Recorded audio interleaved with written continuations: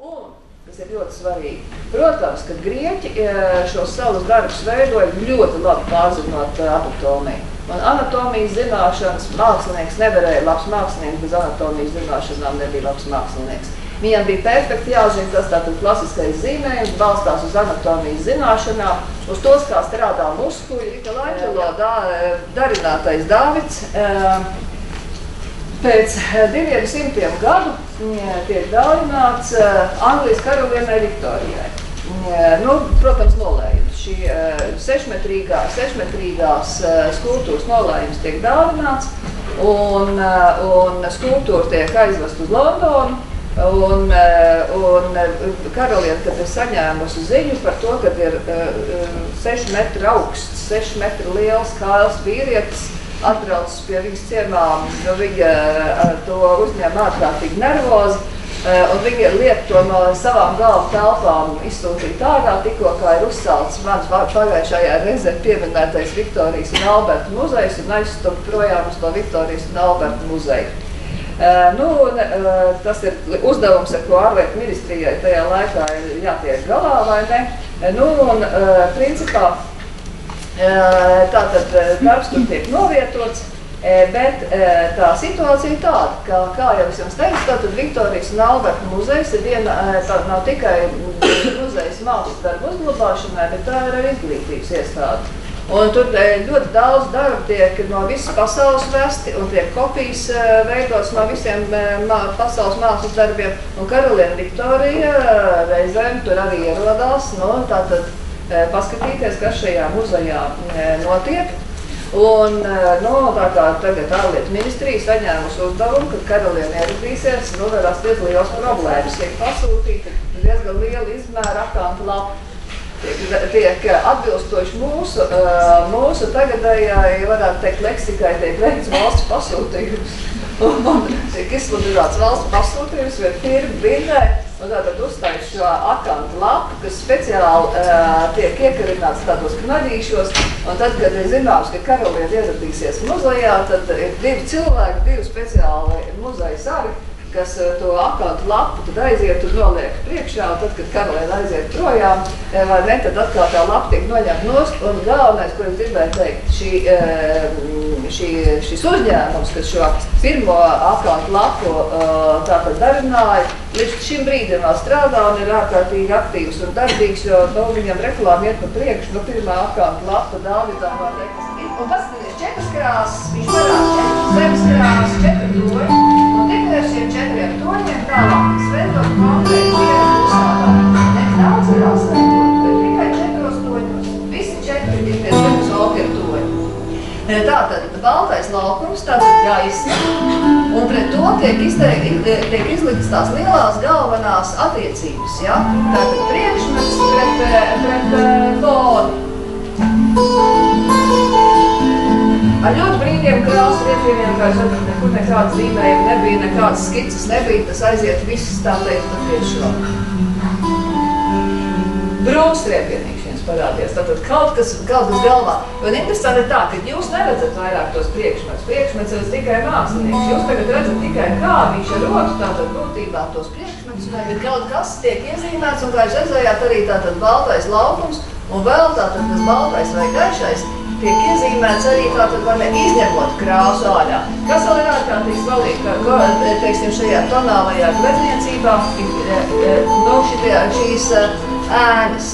Tātad nekas nav īsti definēts uz galam, viss ir ārkārtīgi mīgs, viss ir pārējoši, jā, nekam nav kaut kāds cietas robežas būtībā.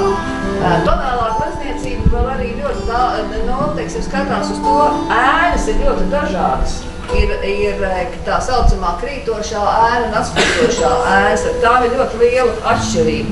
Tad būtībā tieši tāpat kā mūzikā ir jāzina ļoti daudz tehnisku lietu, un gala rezultātā tātad, principā, mākslinieks nonācis pie šāda atveida. Sonātas forma, kas patiesībā tā ir viens ļoti komplicēta forma, un, ja dēļ nenopīsieties, mēs jums mēģināsim izskaidrot tādā visam populārā veidā, un nedomājiet tas, ka te ir izdalītas lapas, un kur ir uzzīmētas sonātas formas skēmas, ka tagad turpmāk vienmēr koncertos jūs sēdēsiet ar tām lapām un mēģināsiet sadzirdēt, kur tur ir tās divas skēmas un kurā formas māzē mēs apmēr. Tematiski ir tā, kas uzreiz piesaka. Nu jā, tas ir pieteikums. Te es esmu.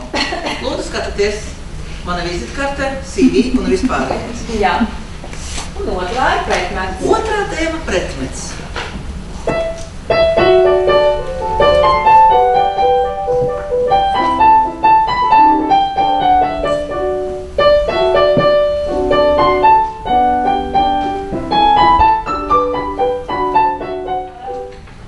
Galvenā partija, pirmā tēma. Iztēlēties, tas ir vīrietis. Nu, un otrā tēma, tā ir sieva. Vismaz tā iztēlojās klasisku laika kontekstu. Jā. Galvenais ir vīrišķais un latvijas partija ir sieva. Un tagad šī ekspozīcijas posmā, jā, viņi ir savstarpēji pazīstami, bet viņš citādākā veidā nekas nesaista. Nu, viņi dzīvo vienā mājā, vienās trepēs, bet viņi dzīvo katrs savā stāvā.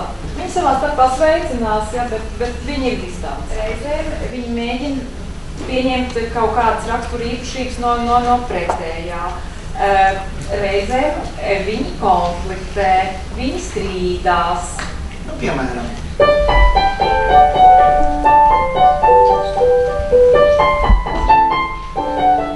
Pirmajā iepazīšanas reizē tas var būt jaukāks par šo.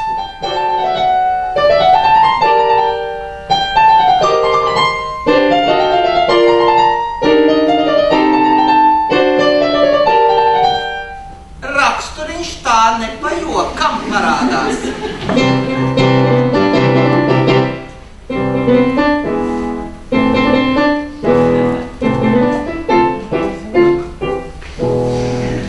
Kaut kā taču jāsadzīvo ar savu, nu, pagaidām vēl kaitkumā.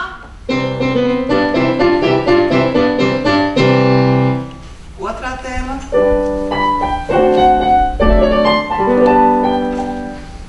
Un tagad, kad viņi dzīvo kopā,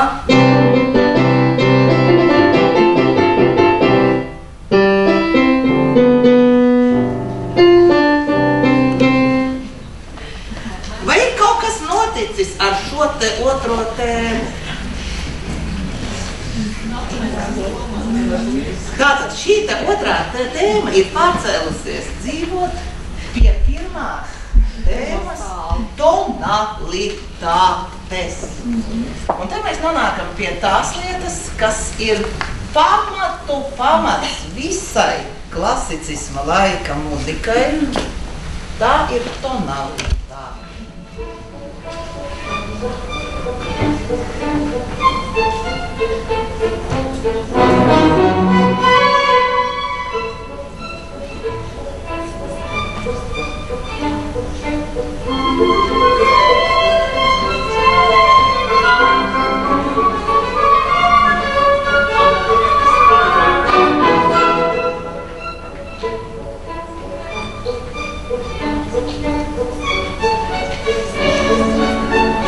Un kārtības ieviesējs.